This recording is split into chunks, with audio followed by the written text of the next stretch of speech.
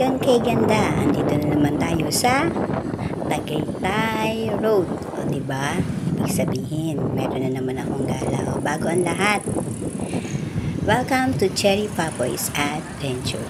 Ayan, happy na naman ang ating Cherry Papoys dahil nakagala na naman kami ni Papoy. At in fairness, si Papoy na ang nagsabi, wala kasi siyang pasok. Ayan o, yan kami. Na sabi niya, wala akong pasok. Saan tayo? O, diba? Tsaka siya din ang nakaisip ng pupuntahan namin. Kaya tuwang-tuwa ako. So, ngayon ang ating gala ay nature trip. Sabagay, lagi naman tayong nature trip kasi dito sa South Luzon, talagang nature ang makikita. Way din ang pupunta namin is Tagaytay Road at Nasugbo. Papalabas kami ng Nasugbo, pero sakop pa rin ng Tagaytay. Itong tinatahak namin dalawa ay sa Tagaytay pa. Tagaytay pa yan. Masaya lang kasi nakagala na naman, diba? Road trip tayo. Nature trip. Yung mas magandang sabihin, nature trip. Kami ni Papoy. In fairness, natutuwa ako sa asawa ko kasi na-encourage ko na talaga siya na mag-rides. Yan, katulad niyan. Nagkukusa na siya. Kasi maganda rin naman talaga yan banding namin mag-asawa. Kesa nabubuli siya pag ako lang ang gumagala.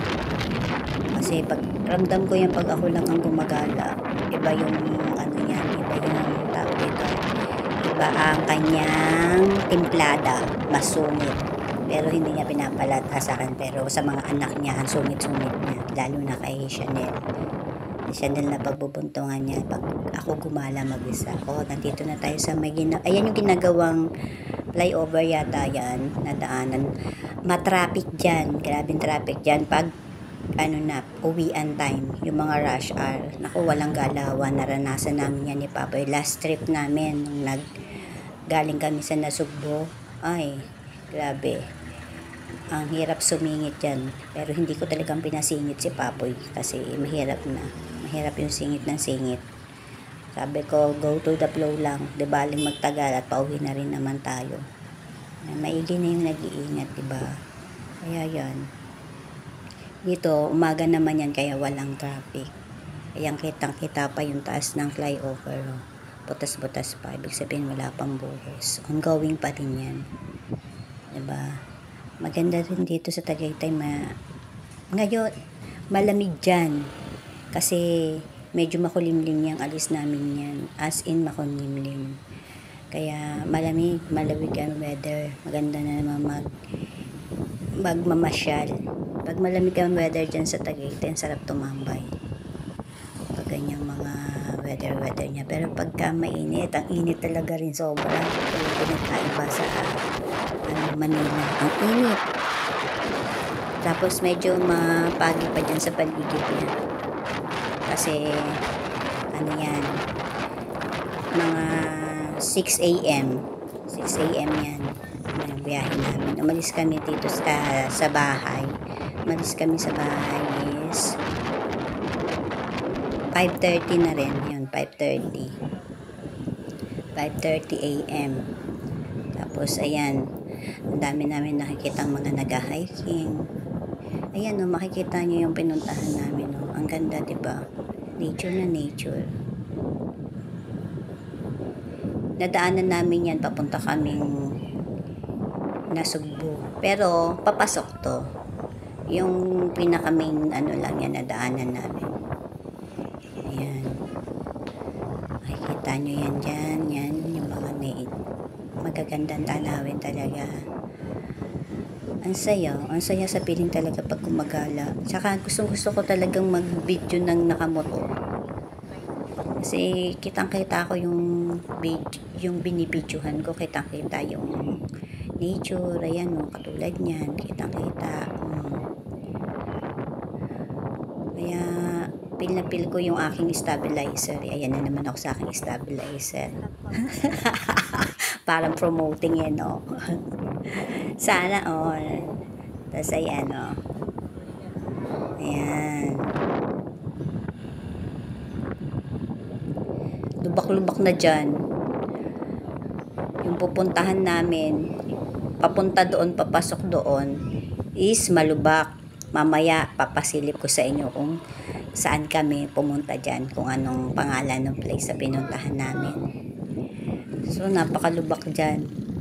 Tapos, may makikita ka rin mga hayop. Asensya na, may sumisigaw sa labas habang ako'y eto, maingay sila. Alam nyo na, pag ganitong may mga nagbo-voice over, may mga maririnig kayong ingay-ingay. Ayan, no, ang ganda. Malapit na kami dyan sa sa pupuntahan namin. Yung nature talaga yun, no. Ayan, makikita naman, nature talaga yan, no. Tapos ang lubak talaga ng daan yan, as in, mapagi pa, diba? Mapagi pa siya. So yan, no, nakita nyo yung daan. Kaya kahit naka-stabilizer ako, talagang malubag siya. Ayan, diba? Ang lubak, grabing lubak. Tumatalon-talon talaga yung aming motor. Sabi ko kay Pangit, huwag masyadong bilisan kasi masyadong malubak. Tsaka halos pati lahat ng dumadaan talaga dahan-dahan lang. Kahit 4 wheels, nagdadahan-dahan kasi grabing malubak talaga.